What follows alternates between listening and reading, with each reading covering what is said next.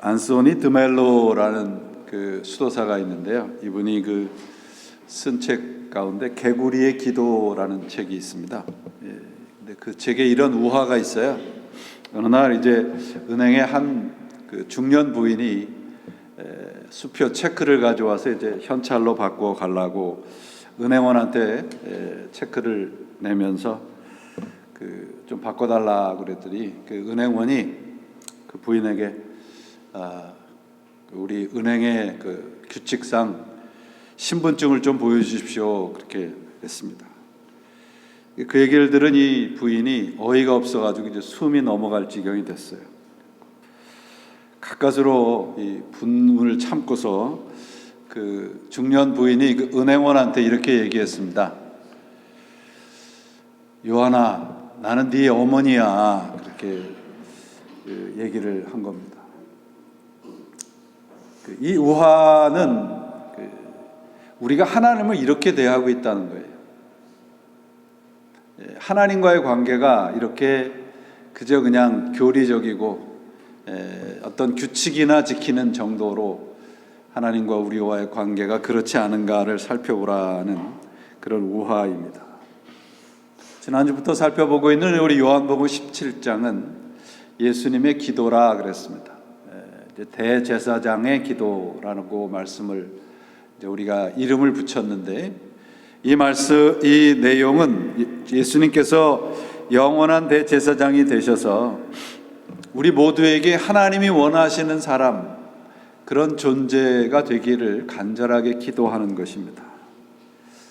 지난 시간에 말씀드렸습니다. 하나님이 원하시는 것이 하나님의 영광, 하나님이 영광을 받으시는 그 시점은 내가 하나님의 다스림 안에 있을 때 하나님의 영광이 시작이 됩니다.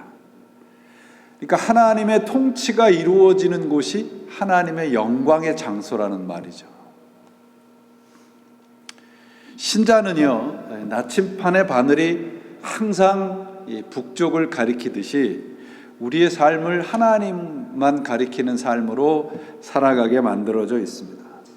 그 하나님을 가리키는 그 바늘, 나침반의 바늘처럼 그렇게 살아가는 삶이 하나님의 영광을 드러내는 삶입니다. 그러니까 영광이라는 것은 우리의 삶을 말씀으로 이렇게 비추어 봤을 때, 말씀으로 이렇게 플레이를 했을 때 하나님에 속한 것들이 보여져야 하는 것입니다.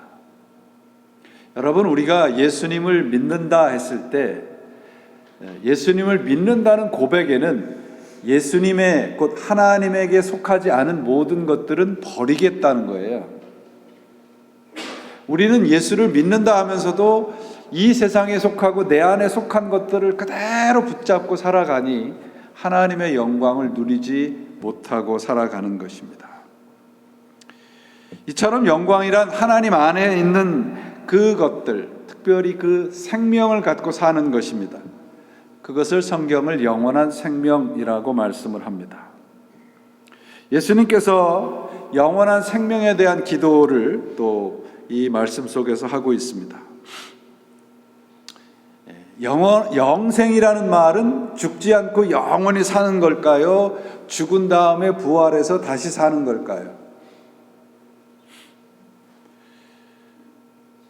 대답을 안 하기로 작정을 하셨어요. 그렇죠? 여러분, 이 지구상에는 그러면 지구상에 있는 생명체 중에 영원히 사는 생명체가 있을까요? 없을까요? 알려주면 또 가서 어떻게 할까봐 작은 보호탑 해파리라고 부르는 것이 있는데요. 이 학명이 좀 어렵습니다. 투리톱시스 누트라쿨라. 이게 이제 그 지중해와 카리브 연안에 사는 그런 해파리의 일종이라고 그러는데요. 이 해파리는 이제 태어날 때 약 5mm 정도의 작은 크기로 태어났다가 이게 자라면 한 5m 정도의 크기로 자란다 합니다. 근데 5m 정도의 크기로 자랐다가 이제 환경이 나빠지고 우리 사람 말로 하면 늙어지면 이 해파리가 다시 폴립의 형태로 들어가서 다시 바위 밑에 붙어 있다가 또 환경이 좋아지면 다시 해파리로 태어난답니다. 이제 과학자들이 이걸 발견해가지고 지금 흥분 상태에 있다는 거예요. 이걸 잘 연구하면 이제 우리도 영원히 살 수 있다. 그렇게 이제 과학자들이 흥분을 하고 있다고 합니다. 불로장생을 꿈꾸는 사람들에게는 희망을 주는 생명체가 된 것이죠. 이 해파리는 이런 겁니다. 마치 우리가 죄인으로 살다가 그저 땅에 묻혀지는데 어느 날 좋은 약체를 발견해서 다시 태어나는, 그래도 좋다는 것이죠. 이 세상에서 살아가는 사람들은. 여러분, 이처럼 이 작은 해파리처럼 죽지 않고 영원히 사는 것이 영광스러운 삶이며 영원한 삶일까요? 복음서가 이 신약성경에 4개가 있죠. 마태, 마가, 누가복음서를 공관복음서라 부릅니다. 그러니까 공관이란 말은 같은 관점을 가지고 보았다. 이 공관복음서의 주제는 뭐냐면 하나님의 나라입니다.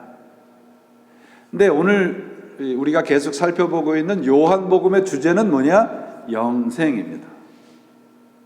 그래서 요한복음 뒤에 20장 30절 31절에 보시면 너희로 이 말씀을 기록한 것은 예수를 믿고 영원한 생명을 얻게 하려 함이라. 우리 아까 그 교동문에도 있잖아요. 예수님께서 이 땅에 하나님이 예수님을 이 땅에 보내신 이유가 우리로 하여금 영생을 얻게 하려 합니다 라고 말씀을 하고 있습니다. 영생이라는 것은 그러므로 하나님 나라 백성으로 사는 것이라는 말씀이 되는 것이죠. 그러면 여러분, 영원히 사는 것의 반대, 그러니까 장수하는 것의 반대는 단명이라고 할 수 있겠죠.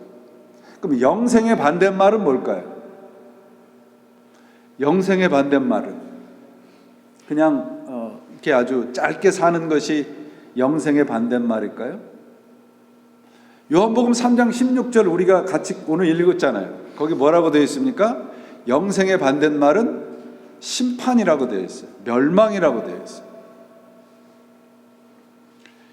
이 그 요한복음에 보시면요, 생명이라는 단어도 나오고 영생이라는 단어가 나옵니다. 그러니까 영원한 생명 이런데 우리들은 생명이라는 단어보다 영원하다는 것에 너무 포커스를 두고 있습니다. 영원하다라고 하는 형용사의 무게 중심이 있는 게 아니고 생명이라는 단어에, 이 명사에 무게 중심이 있어요. 성경은요. 그래서 요한복음에도 영생이라는 단어보다 생명이라는 단어가 더 많이 사용되고 있습니다. 즉 무슨 말이냐면 영원한 영생이라는 이 말의 뜻은 생명이라는 거예요. 그럼 어떤 생명이냐? 하나님과 함께 사는 생명이라는 것입니다. 요한복음 16장 17절에서 또 우리가 알듯이 영원한 생명의 반대말은 심판이고 멸망이에요. 그럼 멸망은 육체적으로 죽는 것을 의미하는 것이 아닙니다. 하나님과의 관계가 끊어진 상태예요. 이 세상에 예수 안 믿는 사람도 지금 잘 살잖아요. 멸망하지 않고. 그런데 성경은 그들이 심판받았다고 하고 멸망을 받았다고 하는 이유는 무엇입니까? 하나님과 관계가 끊어졌기 때문이에요. 관계가 없기 때문이에요. 예수님과 올바른 관계를 맺지 않는 겁니다. 이런 거를 우리는 영생이라고 하지 않고 어떻게 말을 하면 악착같이 생존하는 것이라고 얘기해요. 예수 그리스도와 함께 사는 삶과 그렇지 않은 삶과의 차이점은 뭐냐 그러면 내가 아무리 악착같이 해도 그 악착같음의 결론은 뭐예요? 무덤이에요. 그냥 끝나버리는 거예요. 우리 생명이 expired 되는 겁니다. 그래서 성경은 그걸 멸망이라고 하는 거예요. 여러분, 우리가 세상에서 살아가는데 그리스도인으로서 성실하게 살아가야죠. 성실하다는 말과 악착같다는 말, 이 말의 차이는 여러분들이 잘 아실 거예요. 근데 성실하다는 의미를 우리가 자꾸 놓쳐요. 성실하다는 건 착실하다는 미덕이 아닙니다. 성경에 성실하다, 신실하다, 믿음이라는 단어가 똑같이 피스티스란 단어입니다. 똑같은 단어예요. 그러니까 성실하게 산다는 것은 믿음으로 산다는 것이에요. 믿음으로 살지 않는 그 반대는 뭐야? 악착같이 내 것을 이루고 내 것만을 위해서 살아가는 삶. 그 끝은 죽음입니다. 그래서 성경은 영생의 반대말을 멸망이라고 하고 심판이라고 하는 거예요. 그렇다면 오늘 3절에도 분명히 얘기하고 있습니다. 영생은 곧 유일하신 참 하나님과 그 보내신 자 예수 그리스도를 뭐라고 되어 있어요? 아는 것이라고 되어 있습니다. 이 말씀은, 이 구절은 참 재미있어요. 예수님께서 예수님 자신을 예수 그리스도라고 칭하고 있습니다. 3절 보세요. 영생은 곧 유일하신 참 하나님과 그가 보내신 자 예수 그리스도를 아는 것이다. 이 말씀을 하는 분이 지금 예수님이시잖아요. 이렇게 얘기하는 거예요. 제가 지금 설교를 하는데 무엇을 얘기를 하는데 제가라고 얘기하지 않고 이영기가 이렇게 얘기하는 거예요. 그래서 이 구절에 예수님 스스로를 예수 그리스도라고 칭하는 것에 대해서 성서학자들이 여러 가지 이 논쟁이 있습니다. 그러니까 아마 사도 요한이 영생을 사람들이, 제자들과 사람들이 영원히 사는 장소함으로 알아들을까봐 사도 요한이 여기에다가 주석을 써놓은 것이다. 그렇게 주장하는 성서학자들도 있습니다. 그런데 이 말씀은 뭐 그렇게도 해석이 가능합니다. 그런데 예수님이 당신의 말씀을 하시면서 당신의 이름과 당신의 정체성을 강조해서 말씀하시는 것은 이 내용이 그만큼 중요하다는 거예요.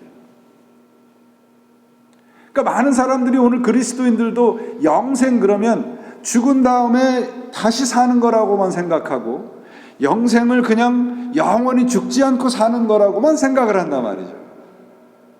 그게 아니라는 것이죠.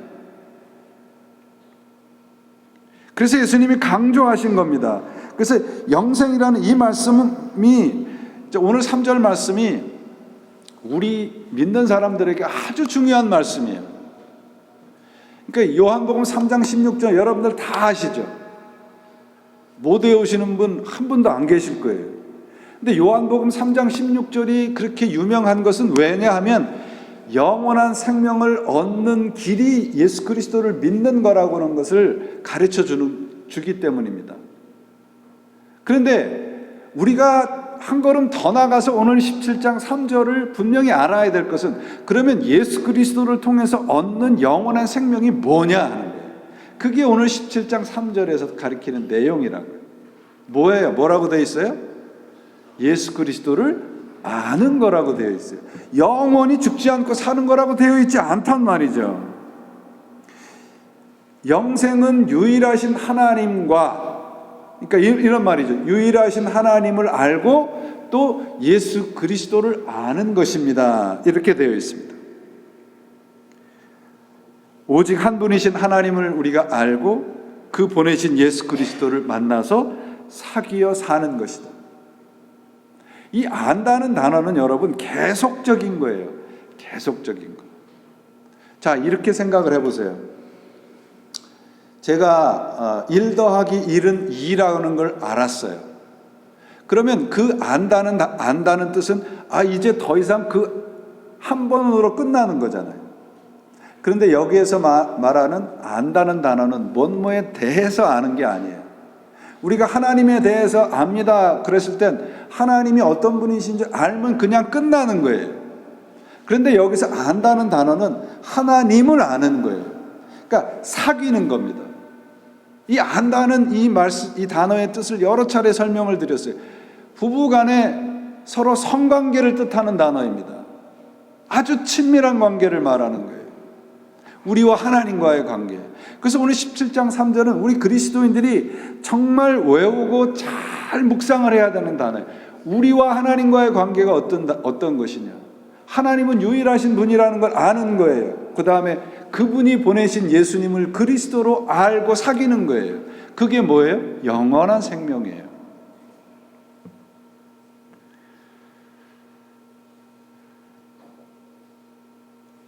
이런 장면에서 여러분들이 아멘 소리가 나올 줄 알았는데 안 나오시네요. 나 혼자 흥분했네, 그죠? 아멘. 네, 감사합니다. 자, 이 영원한 생명이라는 것은 그 뜻 안에 있는 게 뭐냐면, 우리가 여러분 하나님을 영원하신 분이라 그러잖아요, 그죠? 그러면 하나님은 뭐 죽지 않는 분이라는 의미가 아니라 하나님은 완전하다는 거예요. 완전하다는 뜻이거든요. 그러니까 하나님이 우리에게 주신 영원한 생명이 뭐예요? 완전한 걸 우리에게 주신단 말이죠. 이 17장 1절부터 5절, 특별히 2절, 3절 말씀을 여러분들이 꼼꼼히 읽어보시면 엄청난 진리가 들어있어요. 그러므로 이 예수 그리스도를 아는 것으로부터 영원한 생명이 시작이 되는데, 우리가 가야 할 인생의 목적지가 그 바로 영생의 길이라는 것이죠. 왜냐하면 여러분, 영생이라는 것이 죽은 후에 영원히 사는 거라 그러면 오늘 우리가 살아가는 예수 그리스도와 함께 살아가는 현재가 아무런 의미가 없잖아요. 나 예수 믿습니다 그러고 죽은 다음에 영원한 생명을 얻는 거라면 나 현재 내 마음대로 살아도 상관없잖아요. 실제로 예수를 믿는 분들 가운데 많은 분들이 그러고 살고요.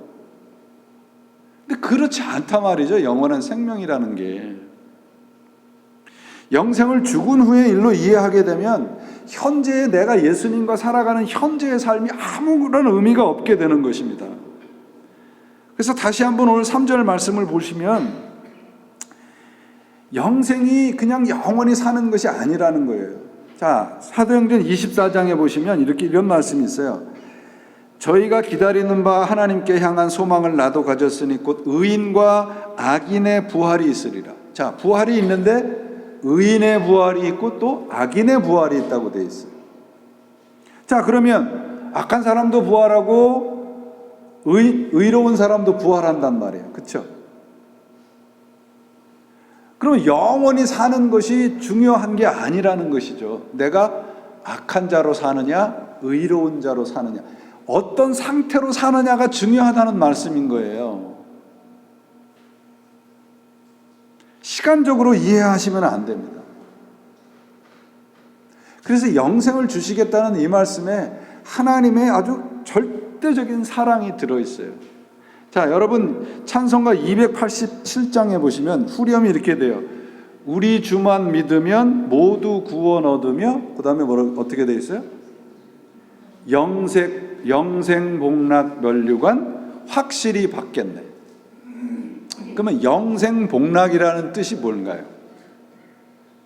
영원히 사는 영생이 복이고 즐거움이라는 뜻이거든요. 영생 복락이라는 뜻이. 그러면 복이 뭐예요? 복이 뭐냐 그러면, 자, 쉽게 말하면 복은 하나님의 애프터 서비스입니다.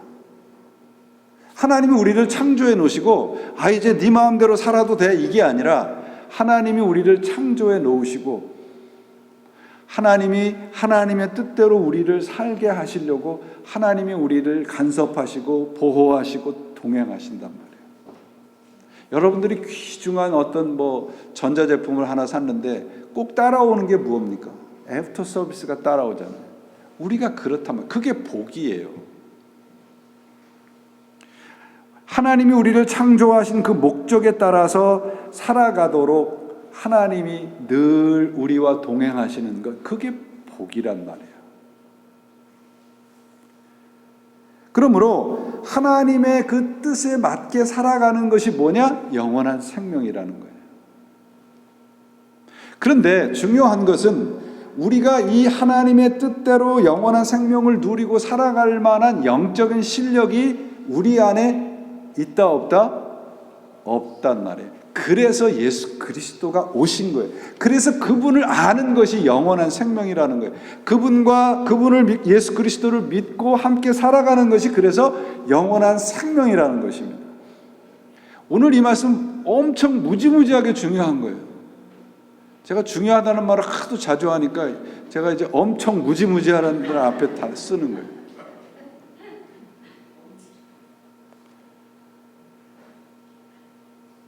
이렇게 생각해 보세요, 여러분. 제가 나 저 트럼프 대통령 알아? 이 안다는 말과 나는 내 아내를 안다는 말은 다르잖아요. 근데 많은 그리스도인들이 나 예수님 알아? 그게 그냥 나 대통령이 누군지 알아? 이 정도로만 신앙생활을 하고 있다는 거예요. 사귀지 않는단 말이에요. 이렇게 친밀하게 사는 것이 영생의 상태이고 그 관계가 끊어진 상태가 심판이고 멸망입니다. 그럼 한 가지 질문을 해드릴게요. 여러분, 지옥에 가고 싶으세요? 천당에 가고 싶으세요? 이제는 또 하다 이상한 질문도 다 한다고. 자, 지옥에 간다고 생각을 해보시면 지옥에 가는 사람은 영원한 멸망으로 가는 거예요? 그냥 지옥에 잠깐 들어갔다 나오는 거예요? 잘하시네요. 그러면 멸망도 영원하다는 것이고 영원한 생명의 길도 영원하다는 거예요. 그럼 틀린 것이 무엇입니까? 영원하다는 건 같은데 하나는 생명이고 하나는 멸망이에요. 그럼 멸망은 뭐라고 말씀드렸어요? 조금 전에 예수를 믿지 않는 거라고 되어 있죠. 예수님을 알지 못하는 거라고 되어 있어요.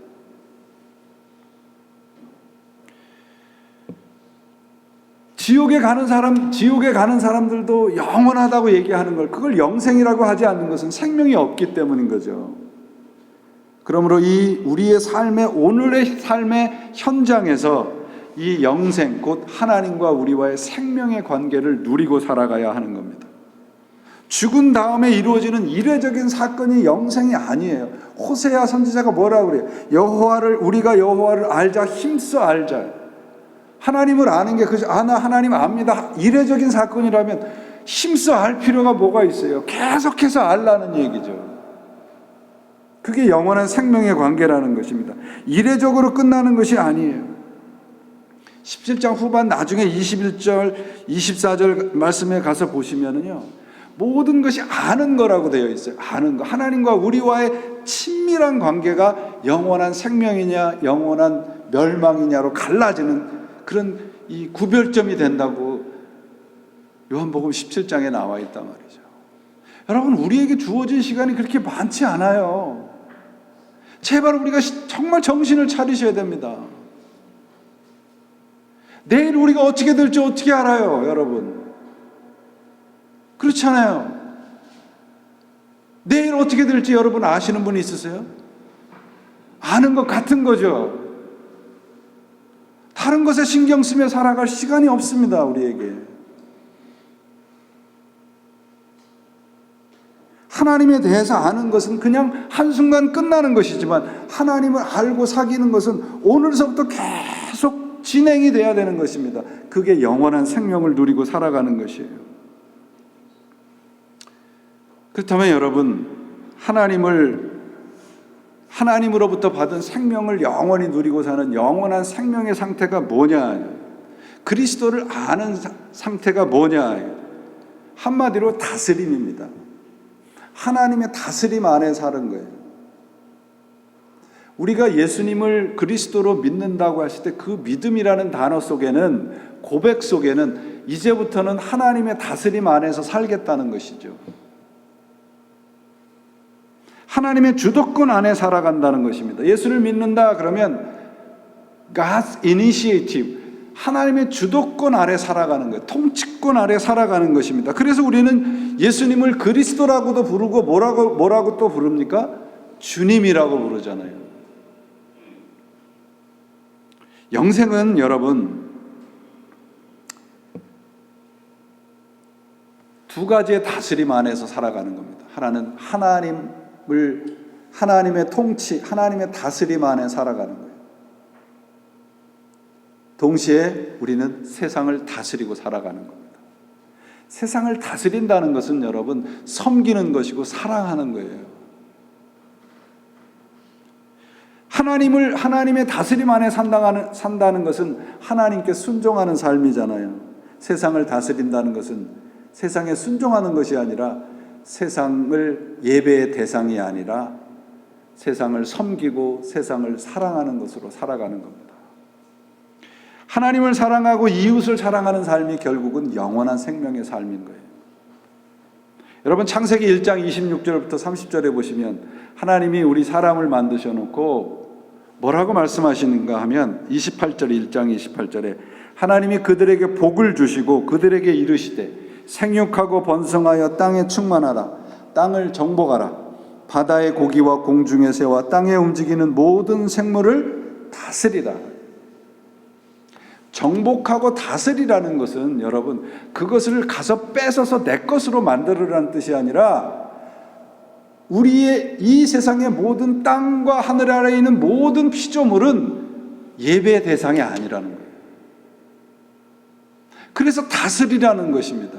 예배를 드리지 말고 그들을 다스려라. 곧 그들을 다스려서 하나님만 예배하라. 이게 영원한 생명의 상태란 말이에요. 무조건 오래 사는 것이 아니고요. 세상을 다스리고 하나님의 다스림 통치권 아래에서 살아가는 것이 영생입니다.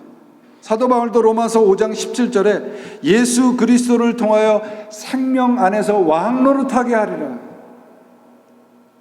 이게 영원한 생명의 상태란 말이죠. 오늘 2절 말씀 다시 한번 보세요. 오늘 본문 2절 말씀. 아버지께서 아들에게 주신 모든 사람에게 영생을 주게 하시려고 만민을 다스리는 권세를 아들에게 주셨습니다. 하나님이 예수 그리스도에게 모든 권세를 주셨는데 그 권세를 무엇을 위해서 사용하라고 말씀하시는 거예요? 영원한 생명을 위해서 사용하라고 말씀하시는 거예요.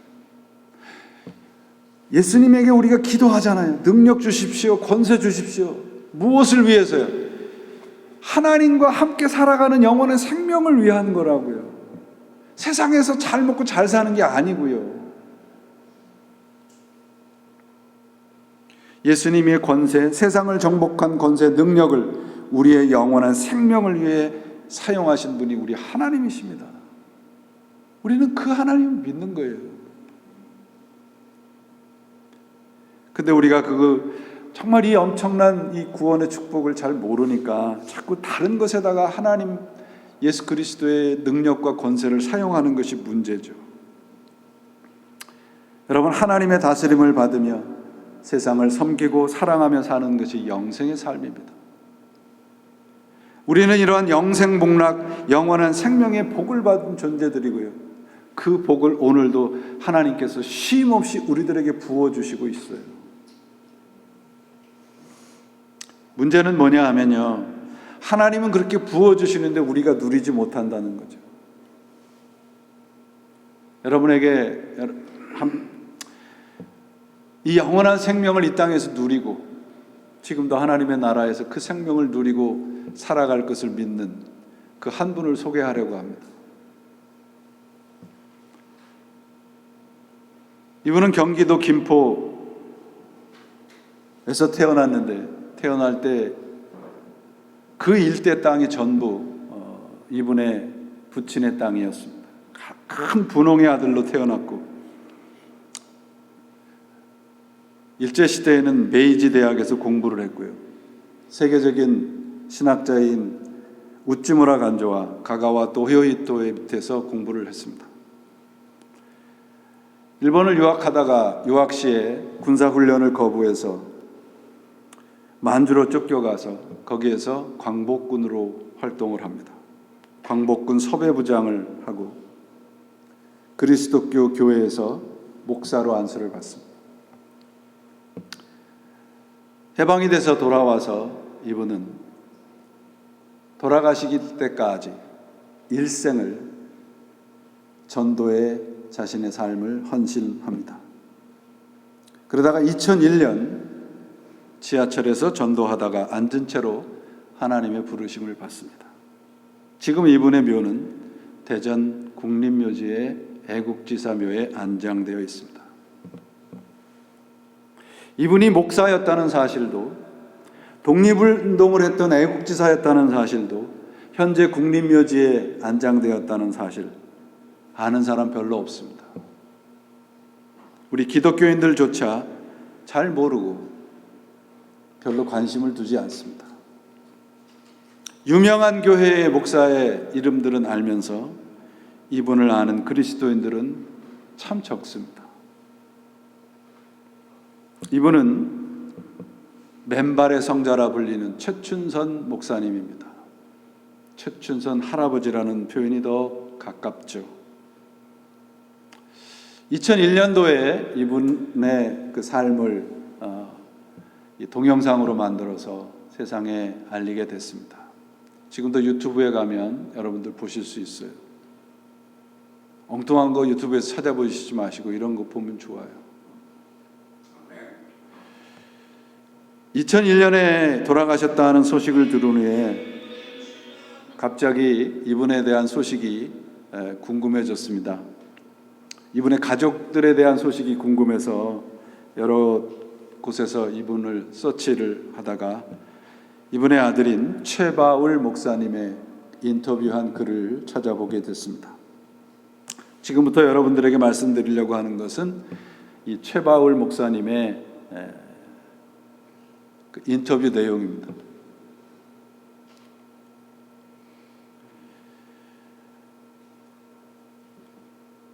아버지와의 삶에 대해서 이렇게 얘기를 해요. 한 번은 다음날 아침에 먹을 쌀을 전부 나누어줘서 어머니께서 발을 동동 구르시고 계신데 지방에서 한 성도가 첫 수확한 쌀이라며 새벽차로 올라와 문을 두드린 적도 있었습니다. 어린 마음에 자신의 옷이 하나둘씩 없어질 때마다 속상했다고 하세요. 그래서 이분이 중학교 때 동생들을 모아놓고서는 이렇게 얘기했다고 합니다. 아버지가 예수를 믿어서 우리가 이렇게 된 것이니 우리는 절대로 예수를 믿지 말자. 김포 일대의 땅이 대부분 아버지의 소유였고 자동차가 5대나 있었는데 모두 나눠주고 다리 밑에 살다가 쫓겨난 일이 비일비재하여 어린 마음에 상처가 컸던 것 같습니다. 독립운동을 하셨던 아버지가 도장 하나만 찍으면 증손자까지 4대가 학비 지원을 받으며 경제적으로 안정을 찾을 수 있었던 터라 아버지를 원망하는 마음이 없지 않았습니다. 그때 아버지가 이렇게 얘기를 합니다. 어떤 이는 서류를 위조해가며 받아내려는 독립유공자 자격을 나라가 반쪽인데 그 돈을 받을 수 없다. 목숨을 걸고 지키셨던 대한민국을 지독히도 사랑하신 분이었습니다.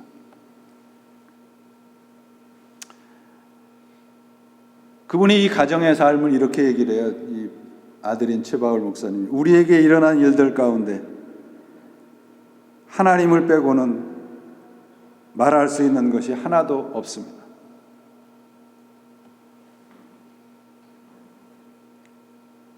자녀들을 하나님께 다 맡겨드리고 자신이 가진 모든 것들은 다 세상에 다 주고 목숨까지 하나님에게 드렸습니다.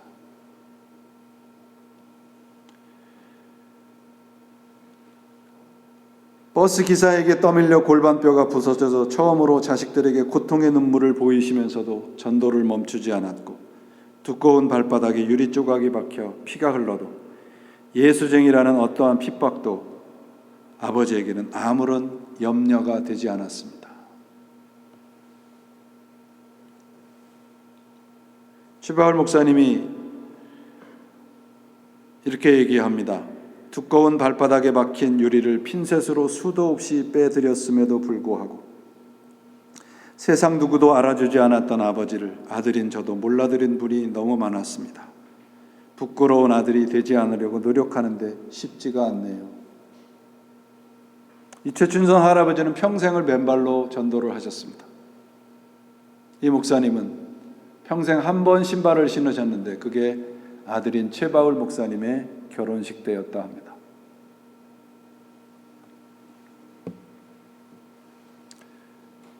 아버지에 대해서 이렇게 얘기해요.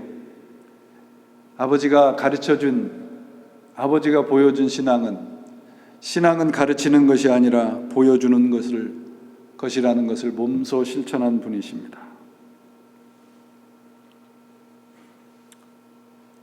부끄러웠던 맨발의 아버지가 이제는 제 인생의 모델입니다. 이 글의 마지막이 최바울 목사님의 고백으로 끝이 납니다. 아버님 죄송합니다. 얼굴은 아버지의 모습을 그대로 닮았는데 발은 닮기가 참 힘드네요.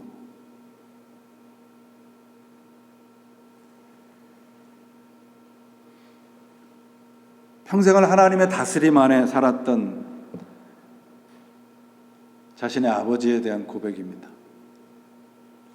아버지를 닮고 싶은 마음은 바로 하나님의 다스림을 받고 살고 있다는 증거이겠죠.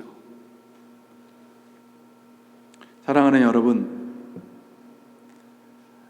제가 여러분에게 소개시켜드린 이분은 하나님 예수 그리스도의 십자가의 권세 아래 살았던 분의 모습입니다.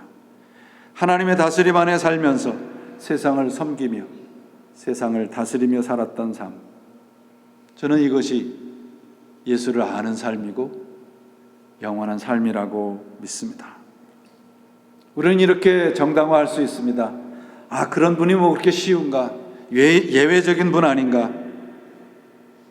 그러나 여러분, 우리가 예수를 믿는다 하면서 그 하찮은 해파리처럼 죽지 않고 사는 그런 인생이 되어야 되겠습니까? 하나님의 다스림 안에 살면서 세상에 휩싸이지 아니하고 세상을 다스리며 섬기며 사는 인생이 우리의 인생이 되기를 바랍니다. 언제부터 이래야 될까요? 바로 오늘부터입니다. 우리의 일상의 자리에서부터 우리가 가진 시간, 우리가 가진 재능, 우리가 가진 물질, 우리가 가진 그 어떤 것으로도 다스림을 받지 아니하고 그것을 섬기며 그것을 사랑하는 이에게 하나님의 영광을 위해서 선뜻 내어줄 수 있는 영원한 생명의 사람들로 우리 함께 살아가시기를 바랍니다. 최바울 목사님이 마지막에 얘기한 것처럼 얼굴은 아버지의 모습을 그대로 닮았는데 발은 닮기가 참 힘드네요.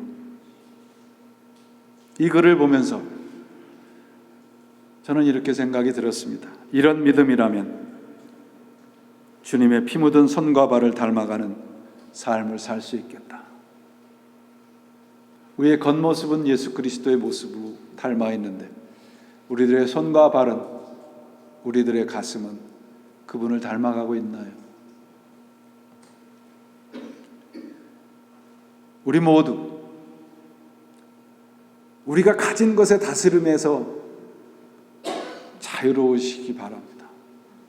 세상이 우리를 다스리는 그 다스림에서 하나님의 통치 아래, 하나님의 다스림 안에 들어가셔서 세상을 다스리고 정복하는 영원한 생명의 삶을 살아가시기를 바랍니다. 마지막으로 어거스틴의 영생의 기도로 설교를 마치려 합니다. 주님이시여, 당신을 찾으면 영생 복락을 찾은 것입니다. 내 육체는 영혼에 의해서 살고 내 영혼은 당신에 의해서 삽니다. 영생 복락은 모든 사람이 갈구하는 것이며 이것을 원하지 않는 사람은 없습니다. 분명히 나는 이것을 소유하고 있습니다. 슬픔 속에도 기쁨이 있는 것처럼 나의 기억 속에 영생이 있습니다. 기쁨과 슬픔을 경험해 보지 않는 사람은 없습니다. 이와 같이 영생복락이 내 영혼 안에 존재하기 때문에 내가 영생복락이란 말을 하고 있습니다. 영생이란 당신을 향하여 당신으로부터 당신을 인하여 기뻐하는 것입니다. 영생은 당신 한 분뿐이시므로 당신에게서 기쁨을 찾으려 하지 않는 자는 영생을 얻을 수가 없습니다. 육체가 원하는 것은 영혼이 거스리고 영혼이 원하는 것은 육체가 거스립니다. 영생은 진리로 생기는 기쁨입니다. 진리이신 당신으로 말미암아 생기는 기쁨입니다. 주님으로, 그분을 아는 것만으로 우리 안에 샘솟듯이 생겨나는, 솟아나는 영원한 생명의 기쁨이 세상을 이기는 능력이 되고 권세가 되셔서 하나님 다스림 안에 사시는 진정한 복을 누리시는 여러분들이 되시기를 예수님의 이름으로 축원을 드립니다. 아멘. 기도하시겠습니다.